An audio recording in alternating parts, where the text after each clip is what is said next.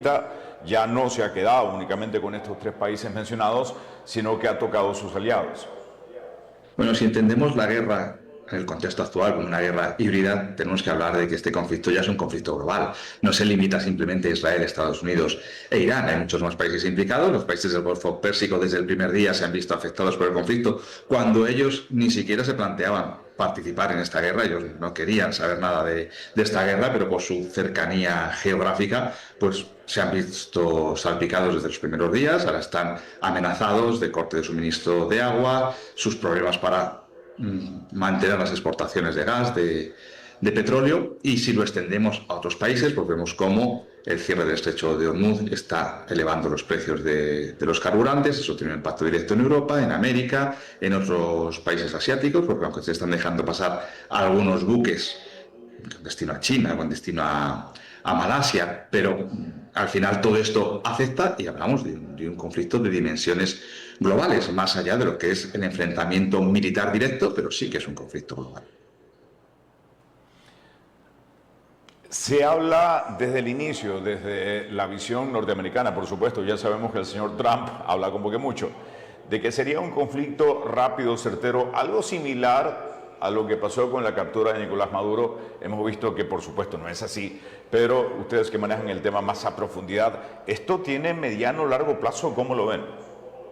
Lo que se pretendía en un primer momento es, aprovechando las revueltas que hubo a finales del año, durante las Navidades, principios del año 2026, donde la población se lanzó a la calle a protestar contra el régimen. Esto venía ya de atrás, desde el caso de Mahsa Amini en 2022. Se pensó que era el momento perfecto, con un régimen debilitado que había tenido que responder con una represión brutal, matando a miles de manifestantes en las calles. Se pensó que era el momento idóneo para acabar con la cúpula del régimen y que esto volvería a lanzar a la gente a la calle y el régimen caería por su propio peso. Así se actuó el 28 de febrero. Israel tenía la información de que se iba a reunir la cúpula del poder en Teherán y convence Netanyahu a Donald Trump para actuar. Matan al ayatolá Khamenei y a algunos de sus más directos consejeros, y lo que se esperaba que sucediera dentro de Irán no pasa, y automáticamente se pone en marcha la maquinaria del régimen iraní para suceder al ayatolá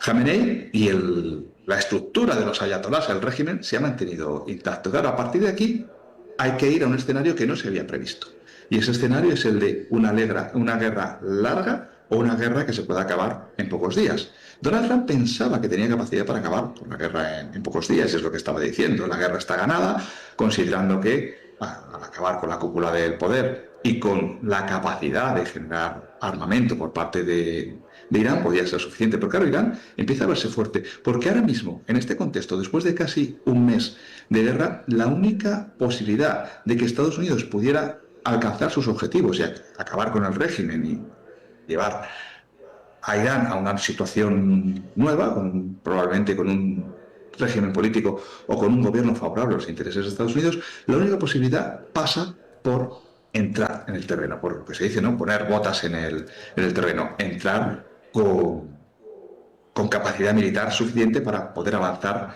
por tierra y derrotar al Ahora, ejército iraní. Eso no va a suceder porque el despliegue es enorme, el despliegue que se necesita, y por tanto ahora mismo Estados Unidos e Israel siguen con esta ofensiva atacando objetivos estratégicos, pero eso no es suficiente para debilitar al régimen iraní. Claro, el régimen iraní se ve fuerte y desafía a Estados Unidos, porque Donald Trump plantea ayer esos 15 puntos de negociación e Irán dice que no va a negociar. Pero no va a ser un conflicto muy largo lo que estamos viendo ahora mismo, ¿no? Estos ataques permanentes. Lo que no quiere decir que vayan a acabar las tensiones o que vaya a haber una negociación que garantice una estabilidad a largo plazo. Lo que sucede es que para Estados Unidos continuar con esta situación de conflicto está generando muchos problemas internos.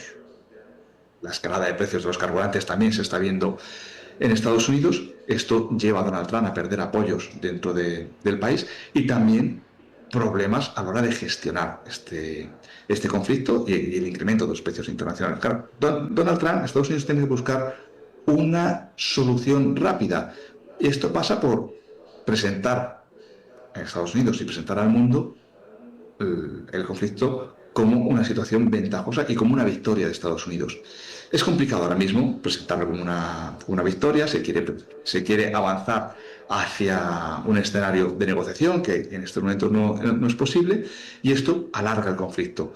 Pero no, como decía, no va a ser un conflicto muy dilatado en el tiempo en cuanto a las ofensivas que estamos viendo, pero no se va a resolver tampoco. Va a quedar ahí latente y en cualquier momento podrá volver a surgir. Y lo que no se va a conseguir era la idea que tenían en un primer momento de eliminar por completo el régimen de los ayatolás y situar un nuevo sistema político, un nuevo gobierno en Irán favorable a los intereses de Estados Unidos y, de forma indirecta, también favorable o que pudiera abrir una negociación con Israel. Ahora, el régimen de los ayatolás no ha enfrentado únicamente este problema externo. Anteriormente hubo revueltas y levantamientos sin precedentes. Su respuesta fue sanguinaria. Se habla de 40.000 muertos en una represión totalmente sangrienta. De repente desde afuera ven ese conflicto interno como una posibilidad de socavar desde adentro del régimen, o cree que, producto de la forma como respondieron, los habitantes, los civiles, prefieran no arriesgarse a que le pase lo mismo a toda esta gente que murió hace poco? Claro, esto es lo que se pretendía en un primer momento, aprovechar esa situación interna de Irán para atacar de forma directa a la cúpula del régimen y que la gente se lanzara a las calles pensando que el régimen estaba debilitado. Pero claro, ¿quién se atreve a salir a las calles? Se ha llegado a hablar de 40.000 muertos, otras cifras hablan de menos, no tenemos las cifras exactas, lo que está claro es que la represión ha sido brutal y que esto ha generado una herida profunda entre la población. Hay amplios sectores de la población iraní que quieren un cambio político, pero ¿quién se atreve a salir a la calle cuando la respuesta del régimen es tan directa y simplemente por participar en una manifestación pueden acabar con tu vida? Claro, el miedo está instalado entre los ciudadanos iraníes que no se atreven a continuar con las manifestaciones y ir contra el régimen porque, a pesar de la muerte del Khamenei, del primer ayatolá Khamenei, que ahora tenemos a su hijo al frente del país, a pesar de la muerte de la cúpula, de la cúpula de poder iraní, el sistema sigue vigente y la represión va a ser exactamente igual que la que fue hace un par de meses. Y eso frena a la ciudadanía iraní ahora de plantear una revuelta, de salir a las calles. Sí que hubo, después de la muerte de Ali Khamenei, algunas manifestaciones que pudimos ver en medios de comunicación, de gente que se alegraba, que aplaudía por la muerte de Khamenei, pero todo quedó ahí. Y la represión del régimen sigue siendo brutal y, por tanto, no es previsible que vuelva a haber manifestaciones y protestas que pudieran acercar al régimen. Ahora, Irán ha demostrado un poderío militar importante, pero jamás va a ser ni de cerca similar al de Estados Unidos e Israel juntos. ¿Cuánto cree que esa diferencia, que por fuera se ve muy notoria, termine marcando la diferencia? ¿Qué tanto tenemos que esperar? Pero es evidente, Irán no es una superpotencia militar, pero sí que es un país que tiene sus recursos, que tiene su capacidad militar, que lleva, pues desde prácticamente la revolución que tuvieron la guerra con Irak, lleva reforzando su poderío, su capacidad militar y presentándose en la región como una potencia con gran influencia. Ahora, si comparamos las capacidades militares de Irán con las de Estados Unidos o Israel, pues realmente en una confrontación directa sobre el terreno no tendría nada que hacer. Pero claro, ¿está dispuesto Estados Unidos e Israel a desplegar miles de efectivos en Irán e iniciar una ofensiva terrestre? Lo comentaba antes, esta sería la única manera de acabar con el régimen de los ayatolás.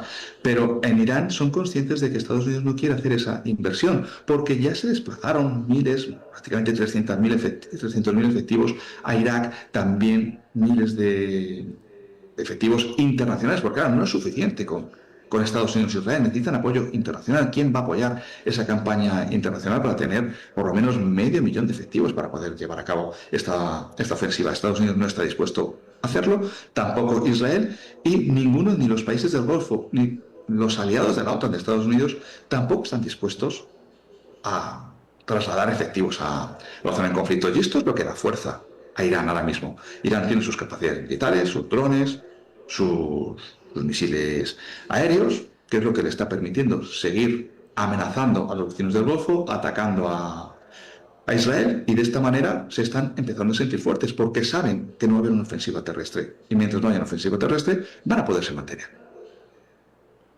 Sergio, le agradezco mucho su tiempo y sobre todo poder conversar de este tema que mucha gente no termina de entender, pero que está ahí, que preocupa y que en algún momento, en medida que esto se alargue, va a tener repercusiones en todo el mundo.